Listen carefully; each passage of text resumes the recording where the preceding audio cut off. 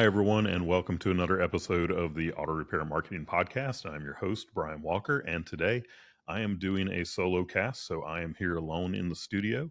And the topic that I'm going to be covering today is simply this: stop stopping.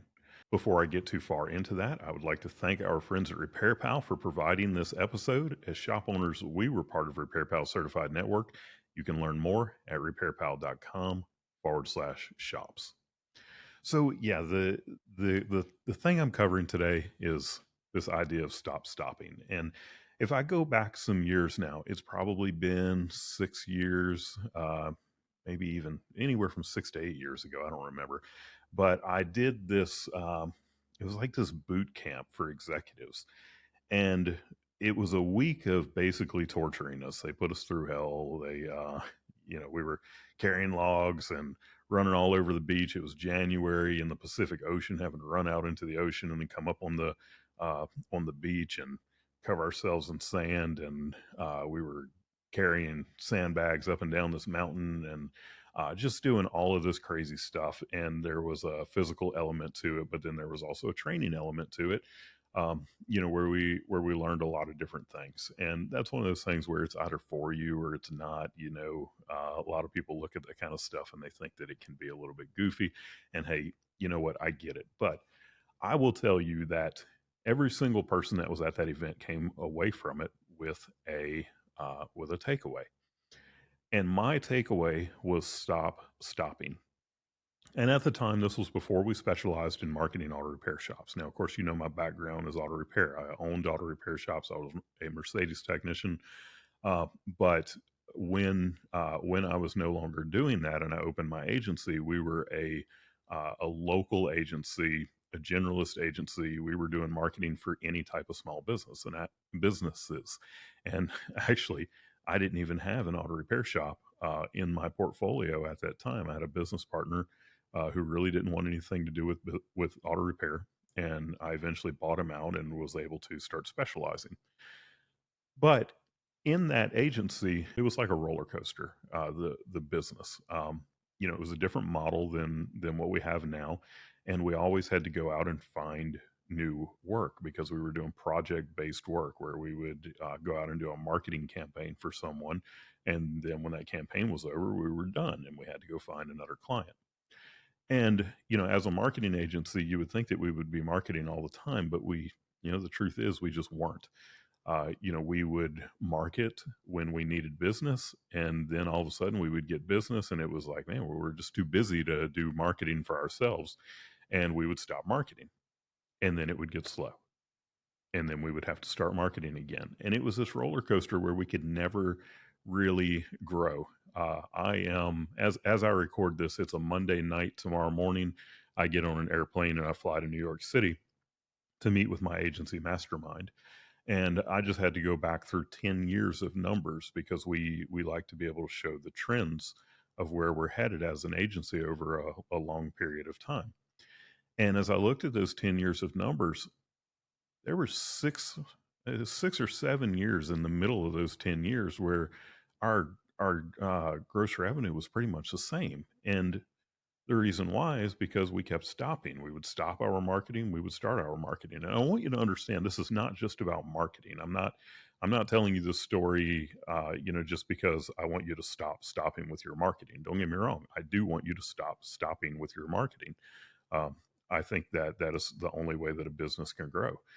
Um, because you think about it. If you keep stopping, if you market when you're slow and then you stop marketing when you're busy, then you're staying at the same baseline. There's no room for growth when you're doing that, because every time that you start to have a little bit of growth, it's like you're cutting off the faucet and you're waiting until you get back down to where you were, and then it's like, oh well, darn it, we need to start growing again. And you stay stagnant when you do that. That is not the way to grow a business, but it goes beyond marketing. We think about an auto repair shop. When I had my shop, I used to go through every Monday and I would look at the previous week's work and I would look at the number of cars that we did a inspection on. And we didn't have digital inspection at that time. We were just doing we had a paper 60-point inspection that we were doing. And I would look at that, and then I would compare it to the estimate that was created. And y'all are very lucky in this day and age where you have your shop management systems that will show you things like your average estimates, and it'll give you KPIs on this stuff that we used to have to go manually do. And this wasn't that long ago. But I would look at this every Monday morning, and any time that we had a slow week, I could always find that either we didn't write the estimates the week before, or the inspections weren't done on every car like we were requiring our team to do. Uh, and as I would track these things, well, I was holding people accountable to it, and it got to the point where we stopped having all of these ebbs and flows in our revenue. Um, what about just looking at your KPIs in general? If you take your eye off of it, then I promise you your profit margin will start falling. Your gross revenue will start falling. Other things, like we're a EOS business, entrepreneurial operating system. We could easily stop having our meetings. If we stopped having our meetings, we would start having problems in the business that we just don't have, because we have these meetings every single week where we're going in. We do IDS, so it's identify, discuss, solve, and that's all based around problems.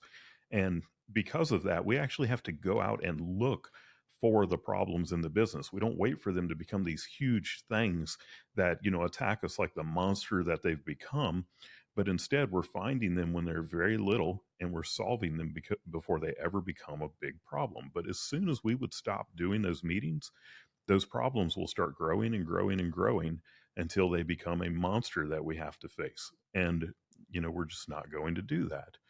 um, Working with a coach, I have I've got clients that will do that. They'll work with a coach for a while, and then they stop coaching. And then, when things start not being as good in the business, then they'll go back to coaching again, and then they'll stop coaching when things get good. And it just doesn't make sense. It's the same thing with doing things like listening to, podcasts to learn, or reading books.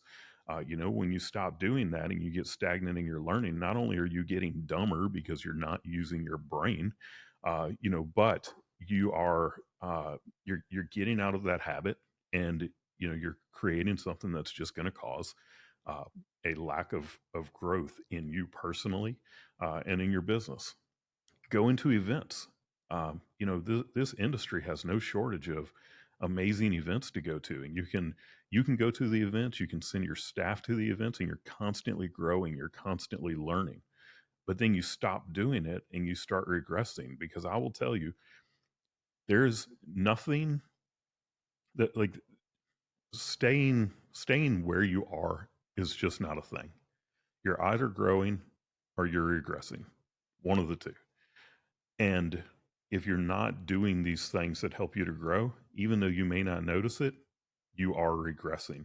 One of the biggest areas in my life where I have seen this, and I still struggle with it, even though I feel like I've learned this lesson, I know this thing, but I still struggle with it, is with diet. Because I have this thing where I feel really good when I'm about 240 pounds. And, some of y'all just heard that and gasped, because you couldn't imagine being 240 pounds. But I feel good at 240. I've been 360. I know how bad I feel when I'm up there at 360. The thing is, I've never really gotten down for any amount of time below that 240 to know how good I would feel, if I was sitting at 195, instead. And I get to that 240 and I lose my motivation because I feel good. I feel good. I feel like, I look okay. I mean, let's face it. I'm 47 years old right now. I'm happily married. I'm not out looking for a date. I don't care about having six pack abs or any of that kind of stuff. I just want to feel good. And, I feel like I feel pretty good when I'm there. The problem is that I know in my head I could feel better, but I keep stopping. And typically what has happened is I will, on the high end, get up to about 275, 280, and I'll feel like garbage.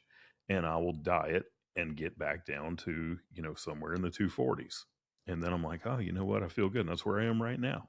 I'm in the 240s right now, and I feel pretty good. But I have adopted this mindset of stop stopping. Now, I have stopped doing the things that's helping me to lose the weight, but I have not started doing the things that's making me gain the weight. So I'm at least doing a little bit better. But this is an area in my life where I have to stop stopping. I have to get going again and take off some more of this weight and see, oh, what does it feel like at 220? What do I feel like at 195? And I know I'm going to feel better. Same principle in your business. What are the things that you do that you're stopping doing that if you just didn't stop, things would be so much better? Marketing, we're marketers, all right? So, of course, I'm thinking about marketing when it comes to this. And it's one of the best examples of what, one of those places where if you keep stopping, you're just not going to grow. And you'll say, well, Brian, I can't handle any more business as it is. So, I have to stop. No, you don't have to stop. The other thing that you could do would be raise your prices. If you have so many people coming to you that you can't get the work done, that's an idea. Raise some prices. Another idea, build another bay onto the shop, hire another technician.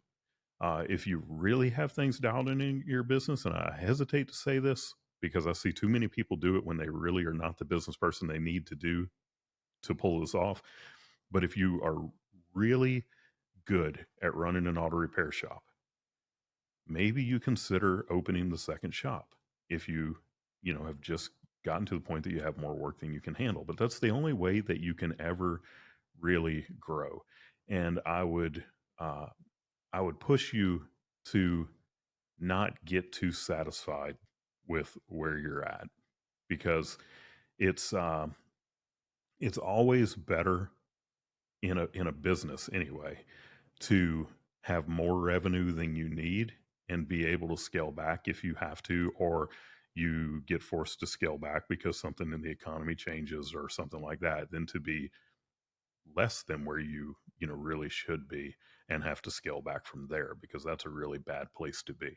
So yeah, lesson of today, stop stopping.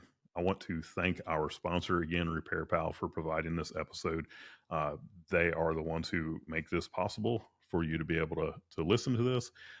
We are just one of 5 really great podcasts on the Aftermarket Radio Network. You can find all of them at aftermarketradionetwork.com. I hope that you'll listen in again next week. And until then, go fill those bays.